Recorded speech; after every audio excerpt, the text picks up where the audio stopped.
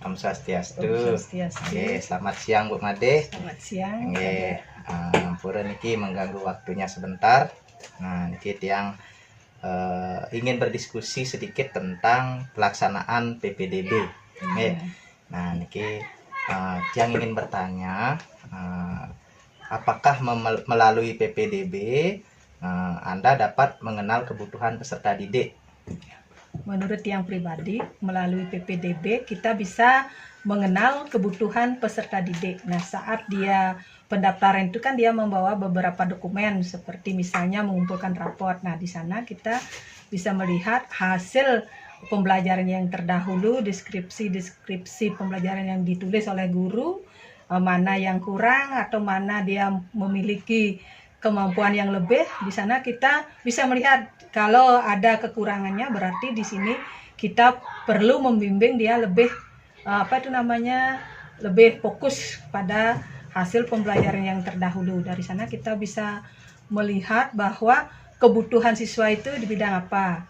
Kemudian misalnya dalam PPDB itu kan kadang-kadang kita juga menanyakan hobinya apa, terus kesenangannya, dia mau bagaimana dalam pembelajarannya, kita bisa wawancarai saat PPDB. Nah, dari sanalah kita bisa menentukan kebutuhan daripada peserta didik yang akan kita terima di sekolah kita ini. Seperti itu pendapat yang pribadi. Berarti secara garis besar bisa melalui observasi dan wawancara, kan? Nah, menurut Bu Made, apakah perlu kita melakukan tes baca tulis untuk anak PAUD yang baru masuk ke SD? Kalau menurut tiang, kalau saat ini kan sudah tidak berlaku hal seperti itu. Karena kalau kita paksakan misalnya siswa kelas 1 yang baru masuk untuk bisa baca tulis, nanti dia bisa tertekan atau terbebani. Dia, oh saya tidak bisa membaca menulis, oh takut masuk. Nah, misalnya seperti itu. Kalau kita paksakan dia akan menjadi kadang-kadang stres dan takut kan seperti itu. Nah, itu kita bisa sedikit demi sedikit membimbingnya, tidak harus begitu masuk dia bisa baca tulis dan menghitung. Ya kalau dia dapat TK, kalau tidak misalnya dari rumah, kan dia merasa takut atau terbebani, nanti menghilangkan motivasinya untuk belajar lebih lanjut. Berarti ada dampak buruk yang kurang baik apabila kita melakukan tes membaca, bertulis atau berhitung untuk anak-anak yang baru masuk, kan? Nah, menurut Bu Made, kita kan sudah tidak melaksanakan tes calistung. Kira-kira ada alternatif lain nggak? Selain yang tadi Bu Made sebutkan, observasi dan wawancara, ada alternatif lain nggak yang kira-kira ada ide enggak Bu Made untuk PPDB, gimana sih biar kita bisa mengetahui kemampuan dasar peserta didik itu? Itu menurut tiang ada alternatif lainnya, misalnya seperti sekarang kita kan namanya melaksanakan MPLS, masa pengenalan lingkungan sekolah. Nah, di sini kita bisa melakukannya dengan memberikan siswa itu untuk pengenalan lingkungan pembelajarannya yang baru. Di sini kita kenalkan dia kan masa transisi dari PAUD atau TK ke SD. Nah, di sini kita perlu kenalkan lingkungan pembelajarannya. Kalau mulai dari kelas 1, apa yang akan kita berikan, itu dulu kita berikan kepada siswa. Kemudian kita tanyakan dulu dari hobi seperti yang Tiang katakan tadi, dari perilakunya, supaya anak itu tidak merasa terkejut dengan langsung dari TK. Saat di TK dia kan lebih banyak bermain. Nah, dia lebih banyak bermain. Kemudian kita kenalkan bahwa kalau anak-anak sekarang sudah SD tidak hanya melulu bermain saja. Di sini nanti anak-anak juga akan belajar sedikit demi sedikit untuk bisa membaca, menulis, menghitung. Itu dulu kita perkenalkan. Seperti tadi kan waktu penerimaannya kan tidak langsung calistung. Di sini kita berikan bahwa untuk pembelajarannya nanti akan mengarah ke sana, seperti itu. Kemudian bisa juga kita lihat dari perilaku siswa. Di sana kita lihat memberikan bagaimana kalau di sekolah dasar, apa yang akan diterapkan di anak-anak baru masuk itu. supaya seperti kata Tiang tadi tidak terlalu terkejut dengan pembelajarannya, karena kalau di TK seperti tadi kan cuma bermain, kalau di kelas 1 mulai itu sudah ada per mata pelajarannya kan gitu. Kemudian kita kenalkan jadwal-jadwal pembelajarannya, bahwa ada matematika, bahasa, PKN, itu banyak kan, supaya anak-anak itu tidak merasa terbebani.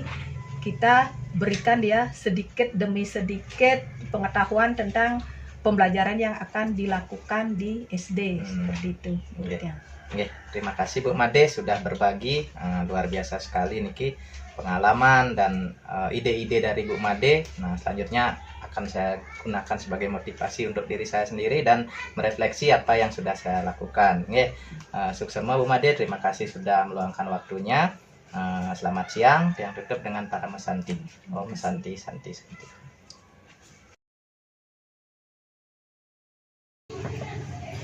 Swastiastu Pak ya. Ya, swastiastu. Ampura niki yang mengganggu waktunya sebentar. Pada kesempatan ini yang ingin mendiskusikan beberapa hal sareng Pak Wayan. Itu yang ingin minta supaya Pak Wayan berbagi tentang apa yang sudah Pak Wayan dan kita guru-guru di sini terapkan di sekolah ini terkait PPDB, kata Pak Wayan. Nah, untuk itu ada beberapa hal yang ingin Tiang tanyakan. Nah, yang pertama, apakah melalui PPDB Anda dapat mengenal kebutuhan peserta didik? Baik, Pak Made. Jadi sebelum menjawab pertanyaan itu, di proses PPDB itu kan sebenarnya diawali dari tahap pengumuman penerimaan sampai nanti di akhir penetapan peserta didik baru. Nah, selanjutnya terkait pertanyaannya ke apakah melalui PPDB kita dapat mengenal kebutuhan peserta didik. Kita dapat mengenal kebutuhan belajar peserta didik. Nah, kita dapat mengenal kebutuhan belajar peserta didik. Tentu kita bisa melaksanakan kegiatan di awal penerimaan siswa baru tersebut. Dengan apa? Dengan melakukan kegiatan pemetaan di masa orientasi, yaitu di masa MPLS. Nah, di kegiatan itulah kita lakukan.